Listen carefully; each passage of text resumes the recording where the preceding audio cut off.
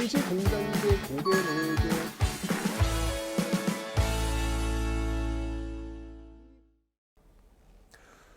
네, 안녕하세요 여러분들. 역사는 최태성. 오늘은 여러분들께 시 한 편 나누고 싶습니다. 지금 밖에 벚꽃이 엄청 피었어요. 그래서 그 벚꽃을 한번 좀 이야기한 시가 있습니다. 이영월의 시에서 읽습니다. 제목은 벚꽃이 눈부시다. 벚꽃이 눈부시다. 눈부시다. 이 표현이 참 좋아요. 그죠? 수줍게 핀 수선화가 보인다. 신장로길 개나리도 보인다. 군락을 이룬 벚꽃이 보인다. 손길 닿지 않아도 발길 닿지 않아도 봐주는 이 없어도 본분 다하며 말없는 몸짓으로 피어내는 그대는 나의 스승입니다. 그러네요. 본분 다하며 말없는 몸짓으로 피어내는 그대는 나의 스승입니다. 그러네요. 이 시를 읽다 보니까 그 스스로에 대한 존중, 누가 뭐라고 해도 나는 나의 색깔대로 쭉 내 갈 길을 가고야 말겠다는, 아니 그게 어찌 보면 자연의 섭리라고 이야기해주는 그런 의지를 읽어낼 수 있는 시가 아니었는가라는 생각이 듭니다. 눈부신 벚꽃에 이런 삶의 지혜가 있네요. 오늘 강의 시작합니다.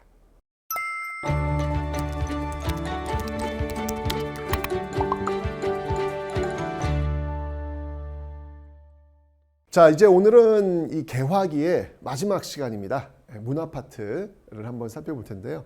여러분들 왜 장학 퀴즈라든지 도전 골든벨 이런 거에 보면 문제들이 나올 때 가장 많이 나오는 파트가 바로 이 파트입니다. 왜? 우리 역사 최초의 신문은 무엇인가요? 우리 역사 최초의 근대식 병원은 무엇인가요? 이런 최초의 어떤 그 수식어가 붙는 그런 것들이 다 여기 몰려 있어요. 그래서 한번 여러분들 기억해 두시면 두고두고 편안하게 쓸 수 있을 겁니다. 자, 여러 가지가 있는데요. 신문도 한번 살펴볼 거고요. 근대식 시설들도 한번 살펴볼 거고요. 학교도 한번 살펴볼 거고요. 다양한 방면의 모습들을 한번 보도록 하겠습니다. 먼저 신문입니다. 신문은 시험에 진짜 잘 나와요. 각각의 특징이 있으니까 한번 살펴보도록 하겠습니다. 자, 먼저 한성순보부터 한번 살펴보도록 하죠. 자, 한성순보입니다. 요 한성순보가 바로 최초예요. 최초. 우리나라 최초의 근대식 신문이라고 볼 수 있다. 일단 여러분들 이 순자라고 하는 것은요, 요거는 열흘마다 한 번씩 나오는 신문이라는 의미예요. 그때 순보가 됩니다. 일주일마다 나올 때는 주보, 매일 나올 때는 일보. 그래서 순보, 주보, 일보. 근데 이제 순보니까 열흘마다 한 번 나온다라는 걸 볼 수 있겠죠. 맨 처음에 나온 신문이다 보니까 이거는 한문으로 되어 있었습니다. 한문으로 되어 있고 관보의 성격을 가지고 있더라. 관보라고 하는 건 뭐냐면 정부가 이러이러한 것들을 합니다를 알릴 때 사용하는 언론지다 라고 보시면 되겠네요. 한성순보, 우리나라 최초의 신문이었군요. 한성순보. 시험에 잘 나옵니다. 기억해 놓으시면 되고요. 특히 이 한성순보는요, 이 개화파들이 자신들의 어떤 개화 정책을 좀 많은 사람들한테 알리고 싶은 그런 어떤 목적에서 시행이 되었던 그런 신문이기도 하더라. 봐두시면 되겠습니다. 자, 다음 신문을 한번 볼게요. 근데 일단 이 한성순보 있잖아요.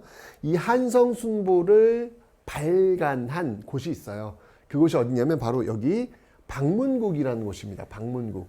왜 여러분들 그 근대식 시설들 중에서 여기 지금 여러분들 잘 보세요. 이게 80년대 라인입니다. 이게 몇 년도 그렇게 외우지 않아도 돼요. 다만 이게 80년대 라인에 있느냐 또는 90년대 라인이 있느냐? 그 정도만 여러분들이 여기다가 패키지로 그냥 쏙쏙 집어넣기만 하면 되는데 80년대 초반 그 통리기모화문이 만들어지면서 개화 정책들이 추진되잖아요. 그 과정에서 근대적인 어떤 기구들이 만들어지는데 그 대표적인 게 뭐 방문국, 뭐 기기창, 전환국, 우정총국 이런 것들이 있단 말이에요. 근데 각각 보면 방문국은 박는 거야. 뭐를 문자를 박는 곳. 그러니까 인쇄와 관련된 것. 아, 그래서 최초의 신문 한성순보가 어디서 발간되었다? 그렇죠. 바로 방문국에서 발간되었구나라는 것을 알 수 있겠네요. 그죠? 방문국. 자, 그 다음에 이렇게 방문국 최초의 신문 한성순보가 나왔는데 여기 이제 80년대 초반에 아주 좀 뒤숭숭한 일들이 많이 벌어집니다. 왜냐면 한성순보라고 하는 것은 개화파의 어떤 그 입지를 좀 넓히기 위한 것이었는데 그 개화파 사이에서의 사건이 하나 터진단 말이야. 80년대. 그 사건이 바로 갑신정변. 자, 이 갑신정변, 급진개화파가 온건개화파를 치는 그런 장면이 등장했잖아요. 물론 3일 만에 실패하게 됩니다. 그러면서 뭐 체결된 조약들이 뭐 한성조약이나 텐진조약이 있다라는 걸 배웠단 말이에요. 그런데 이 과정 속에서 자, 개화파들이 어떤 그 입장을 알려주려고 했던 그 신문인데 그 개화파들이 지금 난을 일으킨 거 아니야. 그러니까 이 신문이 유지가 될 수 있겠다 없겠다? 없겠죠. 여기도 문 닫아요. 예, 그러다가 좀 시간이 흘러갑니다. 그래서 요 84년도 갑신정변 때가 좀 중요하다는 이야기예요. 시간이 흘러갑니다. 그러다가 신문은 이런 어떤 개화 정책을 알리는데 필요하단 말이에요. 이 필요해. 이게 그런 말이 있더라고요. 선전과 선동. 와. 선전과 선동. 어느 분이 그런 얘기를 하더군요. 선정선동. 뭔가 느낌이 별로 이렇게 안 좋죠. 좀 뭔가 좀 이렇게. 그죠? 근데 선전이란 팩트를 전달하는 방법이고 선동이란 용기를 전염시키는 수단이다. 이야, 그거 굉장히 선전선동 느낌 굉장히 부정적인 어떤 느낌으로만 생각한 단어였는데 또 그렇게 볼 수도 있겠다라는 생각이 들었습니다. 어쨌건 이 신문이라고 하는 것은 사실 선전할 수 있는 뭔가를 알릴 수 있는 굉장히 중요한 도구인 건 사실이에요. 그래서 개화 정책들을 계속 알리기 위해서는 신문 필요했죠. 신문 다시 나옵니다. 문 닫았다가 나와요. 그게 바로 한성주보라는 겁니다. 한성주보. 자, 여기 지금 주자가 들어갔으니까 이 신문은 이제 일주일에 한번 나오겠구나라는 걸 알 수 있겠죠. 자, 최초의 상업 광고가 게재가 됩니다. 최초의 상업 광고가 게재가 됩니다. 이제 이 광고 역사가 한성주보에서 시작되는구만. 여러분들이 그냥 딱 휴대폰만 열면 바로 광고 뜨지 않습니까? 그죠? 이 자본주의 사회에서 광고는 뗄래야 뗄 수 없죠. 왜? 자본주의 사회는 소비가 되어야 이 사회가 돌아가는데 그 소비를 시키기 위해서 제일 필요한 수단이 바로 광고 아니겠습니까? 자본주의 역사와 함께 시작된 광고라고 해도 과언이 아닐 텐데 이 광고가 우리 역사상 최초로 한성주보에서 시작이 되고 있더라라고 하는 거 봐두시면 되겠습니다. 한성주보 광고. 자, 이러다가 이제 여기까지 이제 지금 80년대 띠예요. 80년대 띠. 한성순보, 한성주보 기억하셨죠? 오케이. 자, 이제 90년대로 넘어가겠습니다. 자, 90년대로 넘어가면요. 최초의 민간신문이라고 할 수 있는 독립신문이라는 것이 나오게 됩니다. 독립신문, 최초의 민간신문이라는 건데요. 특히 이 독립신문은요, 영어로 된 그런 판도 냅니다. 그러니까 외국인들에게도 알리고 또 한글은 또 한국인들한테도 알리는 그런 모습들을 보이는데 독립신문 하면 딱 떠오르는 인물이 누굴까? 바로 서재필. 나중에 이제 독립협회와 연결되는 거예요. 독립신문, 독립협회, 독립문 다 연결되지 않습니까? 그죠? 자, 이런 독립신문, 최초의 민간신문이 나오게 되었다라고 하는 거. 사실은 이제 이 앞에 있는 한성순보, 한성주보 같은 경우에는 좀 정부의 어떤 입김이 좀 들어가 있는 그런 신문이었다면 이 독립신문은 최초의 민간신문. 뭐 물론 여기에도 정부에서 좀 이렇게 지원금을 많이 주기는 합니다. 하지만 민간이 좀 주도하는 영향이 좀 강했다라고 볼 수 있겠죠. 자, 그러다가 여러분들, 자, 이제 제국신문과 황성신문이 등장합니다. 제국신문과 황성신문이 등장한다. 어느 시대일 것 같습니까? 자, 여기 앞에 제자와 황자가 있네. 황제. 우리 역사에 황제가 등장했던 시점은 언제다? 고종, 대한제국. 그때 이제 광무개혁을 단행하잖아요. 이때 만들어진 신문이겠구나. 황제가 존재해야 나올 수 있는 그런 이름 아니겠습니까? 그래서 제국, 그 다음에 황국, 이거 모두 다 황제와 관련이 있기 때문에 대한제국으로 연결을 시키시면 되겠습니다. 자, 우선 이 제국신문은요, 순한글 신문이에요. 순한글. 그러다 보니까 이제 서민들이 좀 읽기 쉬운, 서민들이 좀 읽기 쉬운 그런 신문일 수밖에 없겠죠. 요즘은 제가 논문을 받아봤는데 석사급 논문, 인문학, 역사학과 논문을 봤는데 깜짝 놀랐어요. 한자가 하나도 없어. 대박. 와, 저희 때는 뭐 한자 투성이었거든요. 그래서 한자 읽느라고 정말 힘들었는데 와, 일반 책도 아니고 논문에 한문이 없어요. 그러니까 한자가 없어요. 그래서 와, 세상이 많이 변했구나 라는 걸 알 수 있습니다. 자, 어쨌든 순한글 신문이 바로 이 제국신문이고요. 굉장히 쉽게 쓰여져 있기 때문에 서민들이 많이 읽었다. 부녀자나 서민들이 많이 읽었다라는 신문. 반면에 황성신문은 좀 달라요. 황성신문은 좀 다릅니다. 황성신문은 요건 이제 한자가 많이 들어간 신문이고요. 그러다 보니까 주로 유생들이 읽는 신문이었다라고 하는 거죠. 그 당시 어떤 지식인들은 한자가 있어야 저희 글을 읽지. 그때는 그랬다는 이야기예요. 그죠? 그래서 제국신문과 황성신문의 성격이 좀 달라요. 제국신문은 서민, 부녀자. 한국신문은, 황성신문은 유생 중심의 그런 신문이었다. 특히 황성신문을 여러분이 기억해야 될 이유가 있죠. 그 이유는 바로 장지연의 시일야 방성대국이 실렸기 때문입니다. 장지연의 시일야 방성대국이 실렸기 때문입니다. 자, 이 장지연의 시일야 방성대국 왜 썼을까요? 바로 을사늑약. 을사늑약의 어떤 부당성을 알리기 위해서였죠. 을사늑약이 뭐예요, 여러분들? 우리나라 그 외교권이 강탈되는 그런 순간이었잖아요. 분노한 것이죠. 정말 이거 장지연의 시일야 방성대국 오늘 목놓아 통곡하노라요.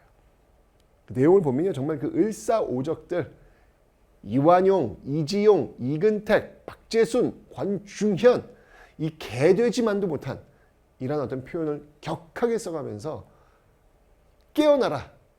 깨어나라 조선민중들이여 라고 이야기하는 사설. 저는 사실 이 사설을 읽으면서, 여러분 사설을 읽으면서 눈시울이 뜨거운 적 있나요? 사설은 그런 글이 아니잖아요. 정말 감정이라는 감정을 쭉 빼놓고 정말 그 팩트 위주의 주장만 들어간 거잖아요. 근데 장지연의 시일야 방성대국을 진짜 읽고 있으면 가슴이 먹먹해지면서 눈시울이 뜨거워지는, 그때 나라를 잃어가고 있는 그 심정을 절절히 느낄 수 있지 않을까라는 생각이 듭니다.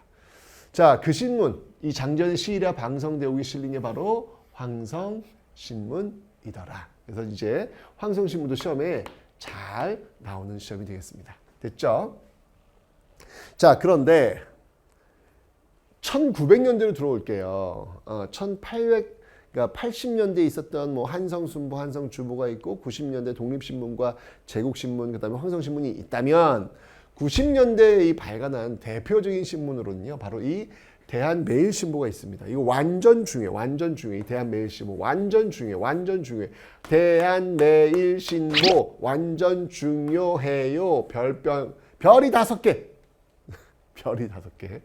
대한매일신보 꼭 기억을 해 놓으셔야 됩니다. 왜냐하면 이 대한매일신보는 당시 언론사 중에서 가장 큰 영향력을 가지고 있었고요. 가장 많은 독자층을 가지고 있었습니다. 이유가 있겠죠. 왜 많은 사람들이 다들 대한매일신보 할까? 다 이유가 있겠죠. 그 이유는 뭐냐면 언론의 가장 중요한 생명은 뭐예요? 있는 그대로 사실을 전달할 수 있는 용기 아니겠습니까? 이게 언론의 생명 아니겠습니까? 이게 잘 안 되면 네, 말 그대로 기레기라고 욕먹는 거 아니겠습니까? 있는 그대로 눈치 보지 않고 정보를 전달할 수 있는 능력과 용기. 이 대한매일신보가 그것을 가지고 있었기 때문에 그래요. 자, 이 대한매일신보를 운영하고 있는 운영진을 보면 여기 지금 양기탁이라는 인물이 나옵니다. 신민회의 또 주요 인물이기도 하죠. 그래서 신민회 왜 교육, 언론, 식사능업이라고 하는 세 분야에서 신민회가 활동할 때 언론 쪽 하면 대한매일신보를 드는 이유가 바로 여기서 나온 겁니다. 그런데 여기서 더 중요한 인물은 바로 이분이에요. 베델. 이 베델은요, 영국인입니다. 영국인, 그러니까 외국인이라는 것이죠. 그래서 치외법권이 적용이 됩니다. 그러니까 일본도 함부로 할 수가 없는 거예요. 그러니 이 베델이 이 대한매일신보에는요, 아주 그냥 있는 그대로 이 일제를 비판하는 글을 마구마구 써댑니다. 일본 얼마나 불편했겠어요. 저거 그냥 할 수가 없는 거라. 왜? 치외법권이 적용된 외국인이기 때문에. 그래서 그런 것들을 활용해 가지고 정말 대한매일신보가 정말 많은 독자층을 가질 수 있었다. 굉장히 비판적이고요. 의병의 호의적인 의병 이야기도 많이 실어줬어요. 이 당시 뭐 의병들 많잖아요. 을사의병도 있을 것이고 정미의병도 있을 것이고 많은 의병들이 있을 때 그 의병들의 이야기를 많이 써주고 있더라라는 이야기죠. 특히 이건 시험에 진짜 잘 나온다.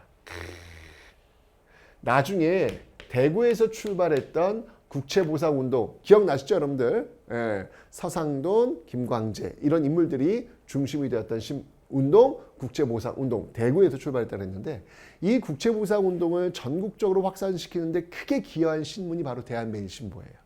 대한매일신보. 예, 그래서 이 대한매일신보 하면 정말 이 국채보상운동과 관련된 답지가 진짜 많이 나오거든요. 꼭 여러분들이 기억을 해 놓으셔야 되겠습니다. 그런데 이제 보세요. 일제가 지금 우리나라 지금 식민지를 만들려고 하는 거잖아. 그런데 언론에서 자꾸 이렇게 안티를 걸고 나오면 좋겠어, 싫겠어, 싫겠지. 그래서 이 언론을 통제하기 위해서 만든 법이 있어요. 그 법이 바로 한말 신문지법이라는 겁니다. 신문지법. 이걸 통해서 이제 검열, 뭐 이렇게 감시하는 그런 모습들이 굉장히 강해질 수밖에 없다. 말 그대로 언론을 통제하기 위한 그런 법이었다라는 걸 봐두시면 되겠네요. 됐죠? 자, 이렇게 해서 신문사를 좀 쭉 한번 훑어봤습니다. 초창기 한성순보에서 출발했던 상호 광고를 씹었던 한성중보, 이게 80년대라면 90년대 순환걸 신문으로서 또 이 영자신문도 내었던 민간인이 운영했던 바로 독립신문, 그 다음에 순환걸 신문이었던 제국신문, 그 다음에 시일에 방송되고 실렸던 황성신문, 이런 신문들이 90년대에 있었구나. 그리고 1900년대로 오면은 대한매일신보가 있어서 많은 독자층을 거느리고 있었다라고 하는 거. 그리고 이 대한매일신보가 국채보상운동을 후원했다는 사실 기억해 놓으시면 되겠습니다. 하지만 이런 언론들은요, 일본의 신문지법에 의해서 굉장한 탄압을 받기도 하였다라고 설명드렸네요. 됐죠? 자, 여러분들 신문지법, 이제 신문의 역사, 요거 시험에 진짜 잘 나오니까요, 꼭 기억을 해 놓으시면 되겠습니다. 오케이?